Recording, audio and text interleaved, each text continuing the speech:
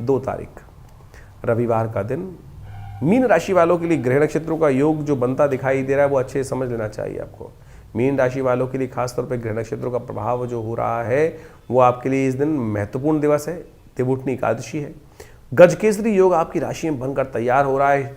आपकी राशि में एक और महत्वपूर्ण परिवर्तन होने का योग बन रहा है, वो है खासतौर पर शुक्र महाराज अपने ही घर जा रहे हैं और ये कहीं ना कहीं आपकी राशि के दृष्टिकोण से एक सुंदर योग बनाते दिखाई दे रहे हैं।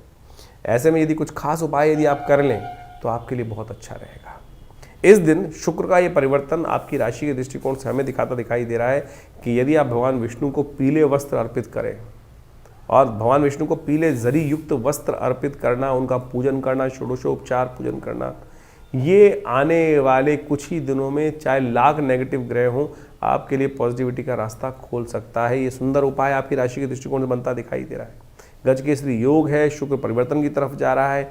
देव प्रबोधनी एकादशी का सुंदर योग है। भगवान विष्णु को सुंदर उठाइए, पूजन कीजिए, षोडशोपचार पूजन कीजिए, वो आपके लिए कहीं ना कहीं किस्मत खोल देगा। शुक्र इस वक्त आपकी राशि में जो स्वग्रही पदार्पण करता दिखाई दे रहा है, ये आपके लिए भगवान विष्णु की उपासना से, पीले वस्त्र भगवान को अर्पित कर देने से आपके लिए किस्मत का ताला खोलने के योग बना सकता है। एक छोटा सा उपाय है, हींग लगे न फिट के रंग चौका हो, शास्त्रोक्त विधि के अनुसार हमने बताया आपको। द्वादशी क्षय हो रही है और देव प्रबोधनी एकादशी अपने आप में अनसूत साया माना जाता है। बहुत लोग बिना किसी मुहूर्त को देखे भी शादी कर लेते हैं क्योंकि अनसूत साया है। नए नए मुहूर्त करने का प्रयास कर लेते हैं क्योंकि अनसूत साया की कैटेगरी में आता है। लेकिन इस बार सबसे पहले हम देव प्रबोधनी एकादशी का महत्व तो बताएंगे ही आपको, लेकिन एक बात समझ लीजिएगा, इस बार देवउठनी एकादशी भी द्वादशी क्षय है। क्षय तिथि पे कोई भी नया कार्य कभी आरंभ नहीं करना चाहिए, वो दोषयुक्त हो जाता है।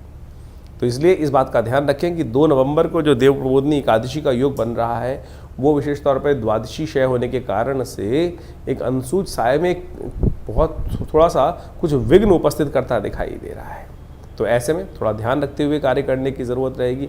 अननेसेसरी के लिए जो है बिना पूछे बिना समझे और कोई शादी विवाह इत्यादि कर लेते हैं, उनमें आगे जाकर कई बार समस्या उत्पन्न करने के योग बन जाते हैं। नए कार्यों को आरंभ करने से भी क्षय होने के योग बन जाते हैं, कहीं ना कहीं रुकावट आने के योग बन जाते हैं। ऐसे में उन सबको ठीक करने के लिए और इस दिन विशेष तौर पर कहा जाता है कि भगवान विष्णु जाग रहे होते हैं, तो खूब ढोल नगाड़े इत्यादि भगवान का सहस्त्रसी पुरुष सूक्त का मंत्र करते हुए भगवान का सुंदर पूजन करें, भगवान को जगाएं और जगाने के बाद उनका विशेष पूजन किया जाता है।